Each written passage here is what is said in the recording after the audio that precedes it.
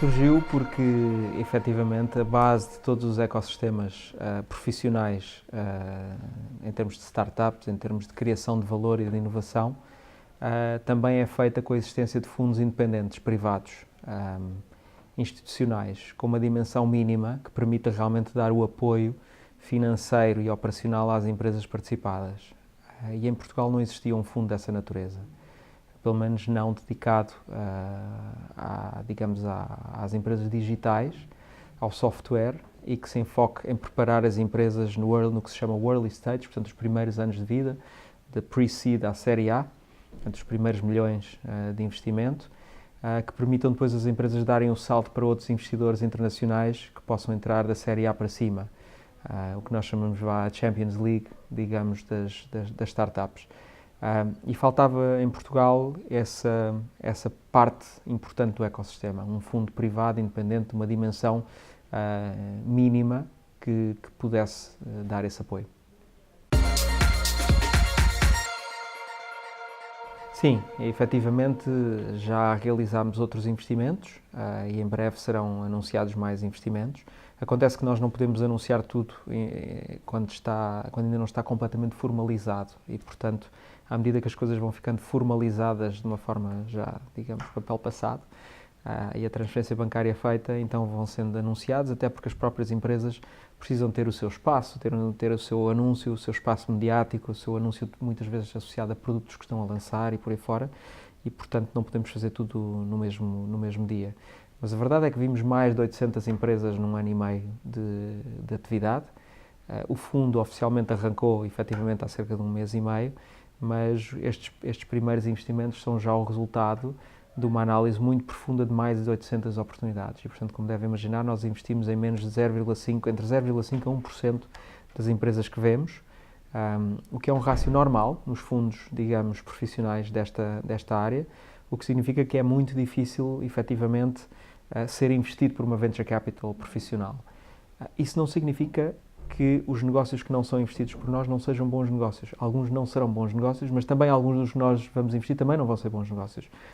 Significa que muitas das oportunidades que vêm ter connosco não são adequadas para o nosso estilo de investimento, não estão dentro dos guidelines de venture capital, não estão dentro das diretivas que nós temos dos nossos próprios investidores. Quando temos investidores institucionais e internacionais de grande calibre, em muitos como nós temos, basicamente temos guias muito finas do que é que podemos e não podemos fazer, porque esses próprios investidores investem noutros fundos que fazem outras coisas e, portanto, não precisam de nós para fazer tudo. Precisam de nós para fazer early stage, VC, startups,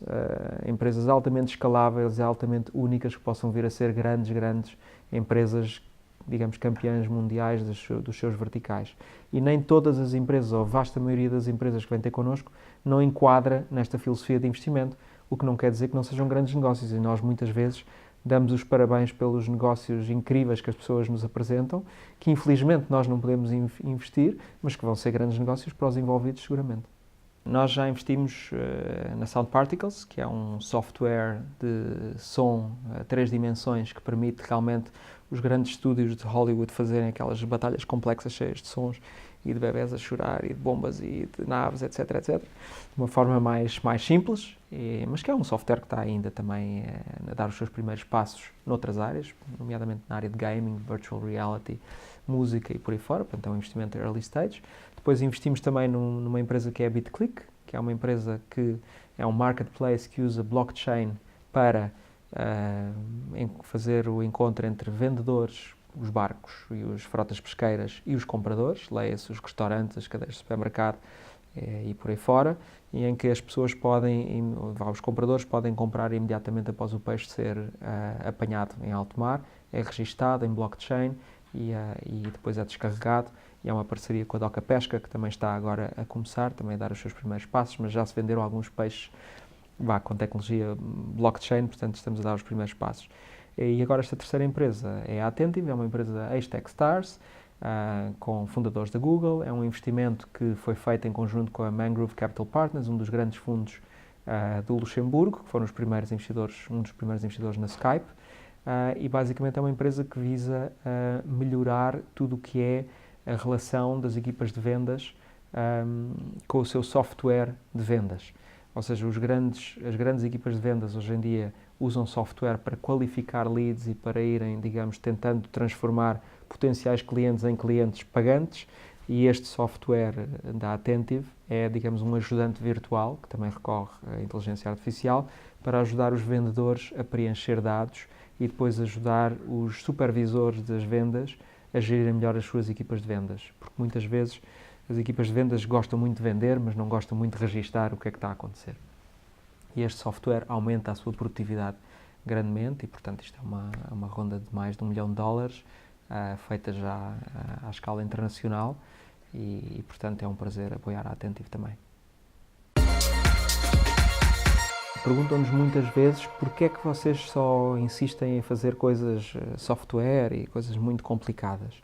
Porque isto é uma questão matemática, ou seja, os fundos têm uma direção, e legal também, os fundos têm uma duração de vida de 10 anos.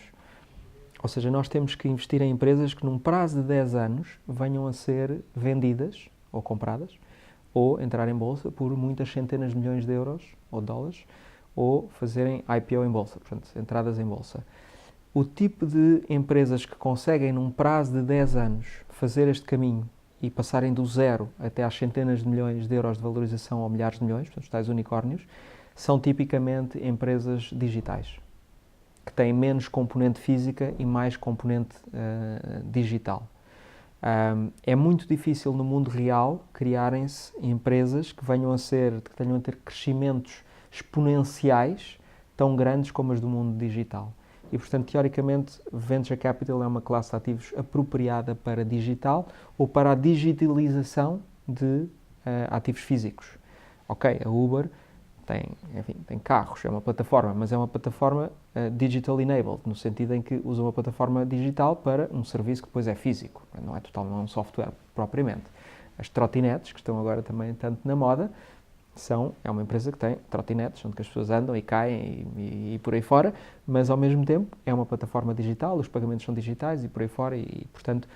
tem que haver uma grande componente digital para as empresas poderem crescer muito rapidamente.